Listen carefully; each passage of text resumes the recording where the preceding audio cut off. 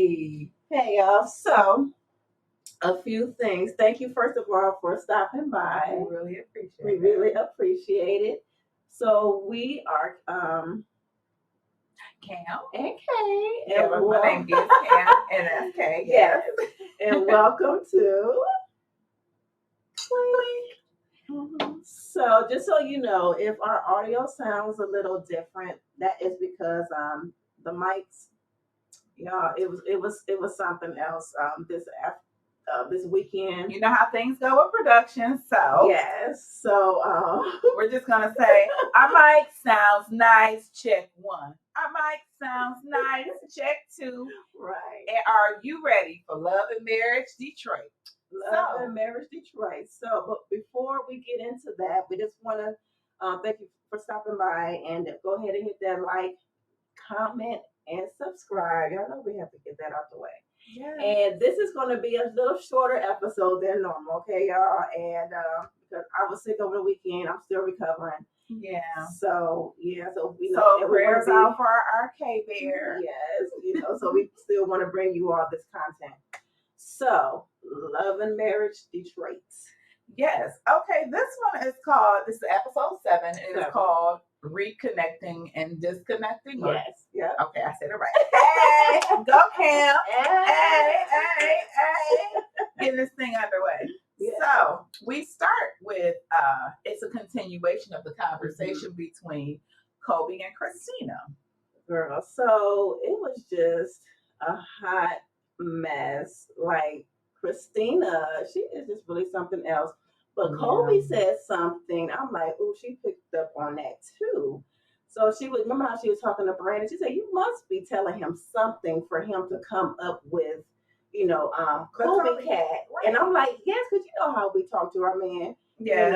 And she was talking to Brandon. Right. So Christina, stop it. Right. Stop lying. Right. She was like, I can't help what he did. She always does. She's like,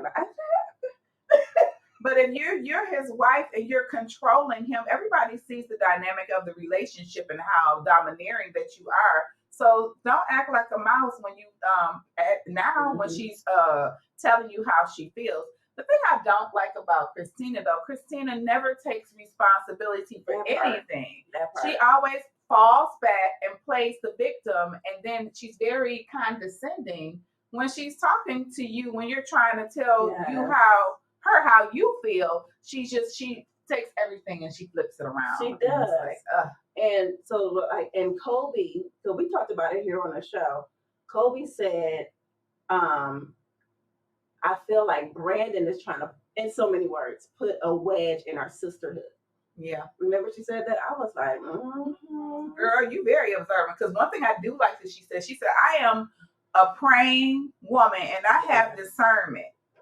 And I know that you and I were building a sisterhood, but as a woman, even if your mate is not feeling your friend, you still can stand up for your friend in that relationship, even if you know, when you know that he's wrong. Yeah. But I don't feel like Christina really stood up for her. She got a kick out of him telling her that Kobe was copying off of her. That made her feel a certain type of excitement. Oh, you really think so? To make her feel like she's just all that. The one to copy.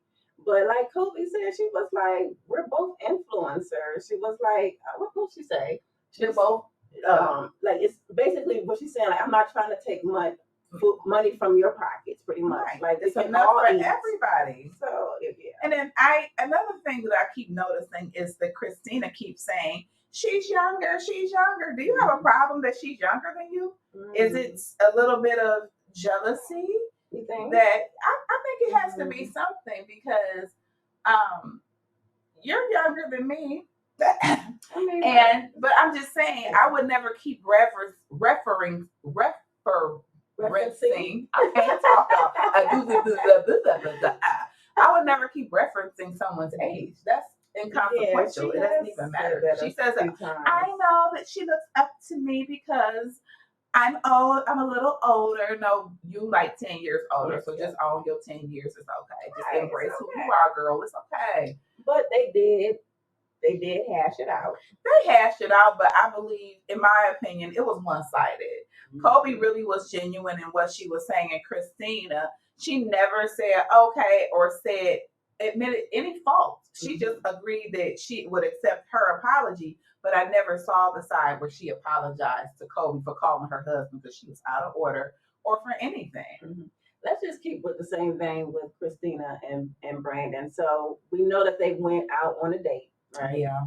And I don't know about you, girl, but that whole scene, well, okay, before we get to that part. So they were talking about Christina was talking about how Brandon didn't protect her. She didn't feel protected and she didn't feel safe. He was like, I didn't know you needed protection like from my family. Right. It was revealed that Brandon has a kind of like a dysfunctional family with his mother and his dad, and I guess she was alluding to that maybe they said something to her, but maybe the mother saw something that Brandon couldn't see, and maybe she don't like you for a reason. Because sometimes mothers can pick up on things, and you can't just always use her faults to against her to say, well, maybe she's crazy or whatever. Because I'm wonderful, I'm this, I'm that.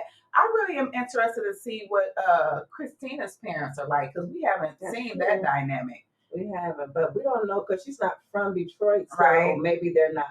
They don't live in Michigan, so maybe. Yeah. But so yeah, but you're right. Christina do not take accountability. She blames everybody. She blames her husband. She blames, her friends. She just blames everybody. But the part that seems so freaking fake, I'm like, what? When Brandon got up, like, everybody, this is my wife. I'm like, what? Really? I mean, that is so. That's like a movie, but like a scene from a movie, but a really weak scene to a movie because it's so like you can tell it was so staged. It was so staged. Yes, it wasn't like genuine at all. Mm-hmm. It was no words up to the point for him to even say that. He just said it like to me out of the blue. But then he also did say how she is in her family, that she is very boisterous and everybody listens to her, that she tells everybody what to do. So to me, sometimes she sounds like a little spoiled brat, and then she's bossy all the time because every time she says anything, I just hope Christina isn't raising her daughters to have the same type of pretty little liar syndrome that she has, because she's very manipulative. And with that being said, and I really hope it's, again, we talking earlier, I really hope it's just for TV. For TV. I'm really hoping because come on, I really hope you're not like this, Christina. Girl, so what about? What do you think about? Yeah, go ahead. What do you think about Dr. and Kobe on their way to? Well, then Christina says that she has that event called "Shut Up and Pray," and I was really confused. I'm like, you sitting up here blatantly lying, and then you want to say put God in it. And I'm glad that I said that, because when Dr. Toya was going to get Kobe to pick her up to go to the Shut Up and Pray event, Dr. Toya said, I hope this event is what she says it is, because I don't like putting God and God and Jesus God and drama. And Jesus and drama. Yeah, she said, I don't do Jesus and drama. I was like, I like that. But yeah, so Dr. Toya did pick up Kobe from her house. Like I said, I like their house. They have a nice, cute little house. Mm-hmm. And so Kobe was just telling Dr. Toya what happened about the whole publicist, right?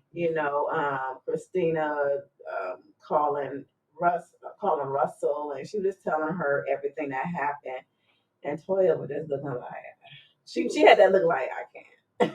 She had that look like she was somebody's mama and she was ready to get out her switch. Mm-hmm. Because the way that Christina spun it was that the publicist called her, which was a lie. Christina actually had a meeting. She called the publicist to have a meeting with her, not knowing that Dr. Toya and Anthony, that was their publicist. She didn't have any idea. So when she found out that they had a working relationship, that's when she spit venom and said that it brought Kobe and Russell into it, saying Kobe and Russell and we're talking about them and Anthony and Dr. Toya. And it's like, why would you even lie like that? And then Kobe was telling Dr. Toya, like, hey, this is what's going on. She said that she called her, and Toya just looking like, what is she talking about? Because that's not even the dynamic of our friendship, because they all are friends. Yeah. And the whole link to all the confusion and commotion and drama is always Christina. Girl, you better let me get a drink with that. It's always Christina. So before we go to the brunch, because that was like really the most the juicy part. It was real juicy. So Anthony meets with a producer in Detroit called Lyrique. Yeah, Lyrique. So and Anthony's so messy. He was like, I'm lightweight showcase with your boy Bravo. You know, he said that. And Lyrique is like, okay, right. And he's like, and your boy Brandon. He was like, Lord. And then Lyrique reveals that he used to work with Miss Christina back in the past, and that he let Anthony hear some tracks that he was like, Christina's a real star. If she would have kept working on her music, she might not have ever met Brandon because she would have been on tour. And they gave us a little snippet. Yeah, and so so they were talking about the showcase, and then they start talking about like Rick was saying how he feels that Brandon don't like F with him because he probably thinks that he was trying to hit on Christina when he was working with her or something like that. But he said that never happened. Yeah, it never happened. And he was just saying that. And I'm like, he's probably thinking that because that's what he did. Yeah, well, the pot calling the kettle black. Right. You know how a lot of times men or women, when they know that they're guilty of something, they project on their mates. And he's like, she's the real star. And yes, she does have the look. She has the figure. I wasn't quite sold on the voice from what I heard. Yeah. But nowadays, with the way they mix everything now, she would fit right in. Yeah. I mean, it was decent. It was decent. She got a little voice. Little voice, yes. And then they said something, she's the star. I was like, okay, so are we pushing the narrative now? We're trying to make Christina a singer. Is that right? Right. Is that the intro? I got that too. I'm like, that's introduction into her. Like, maybe I should get back into singing. And then that's already in the script. But so Lyrique was not feeling it, but he said he would work with Brandon. Yeah. He was like, okay, whatever, because he's just down for. And I love the way that Anthony said he's trying to bring everybody in Detroit together so that Detroit can get a name and an impact like it had back in the day. But we had Motown. We will always forever have impact and have a name because we are Detroit and we had Motown with Berry Gordy. So, but it is time for this generation to get some things underway. So we did get a glimpse, just a little glimpse of what Anthony did because he had a photo shoot. Remember, he was he organized a photo shoot with a local up and coming designer, and the purses were cute. I will say that they were cute. They were very classy, very clean cut, but I could see anybody rocking one of those purses. So that was a really good look. So when Anthony says that he's moving and shaking and that he's getting things done, they're giving us a little taste of the different things of that he is doing. Yeah. So okay, kudos, Anthony. We see you. Yeah, we see you. Yeah, we see you. So back to this brunch. Oh, let's get to this brunch, honey. Let's get to this brunch. Toya and Kobe are in the car and they're still talking about this whole thing. So Toya's irritated. She's like, you know what? I really don't want to say anything to her at her event, but I really feel like I need to because she's talking about my husband. Yeah. She want to be, girl, you better stop talking about people's husbands now. Because you might talk about the wrong person's husband. They might not be so reserved as these ladies, as Toya is. But I think she was correct because it keeps coming back to you being messy, Christina. Yeah. So, they get into the brunch and it was so hilarious because Dr. Toya brought up the fact, not that they came in, did their hugs and all of that, their greetings, but both Chelseas were there. Both Chelsea was They were sitting 20. at the table.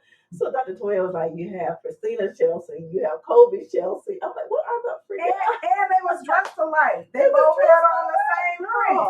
I was like, the producers, y'all didn't make sure that they clothes was, you're supposed to do all that before. But anyway, we're gonna leave that alone. And then Christina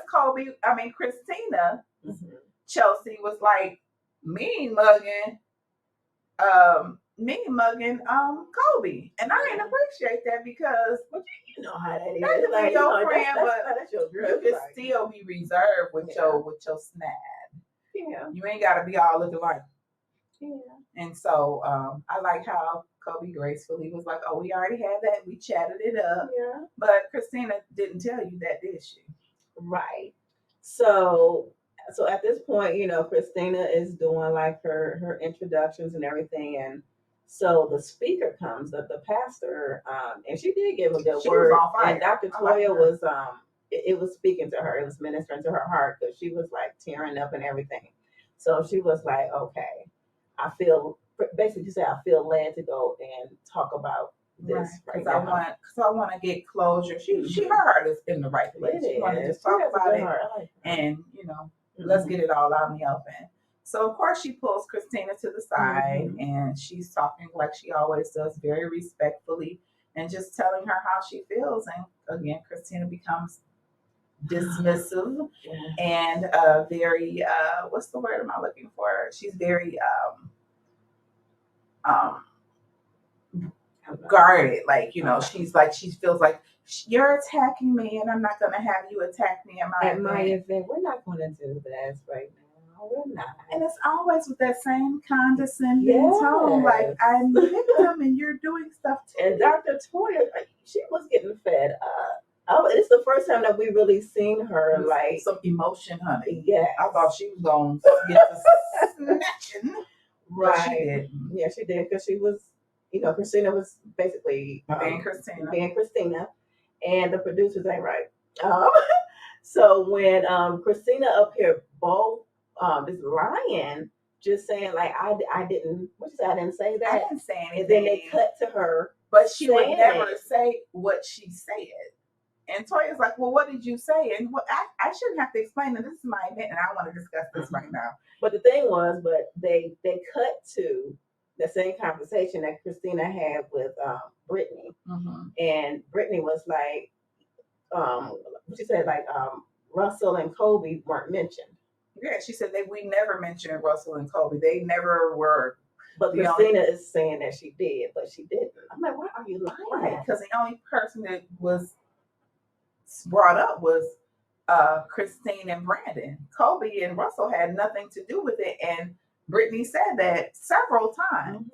But we see in the upcoming episode, honey, they're gonna put Brittany on the phone, so that's gonna be the tea. Oh, that's gonna be good because they're going up to Traverse City, the little trip that they're gonna have. So hopefully that bring out some good drama.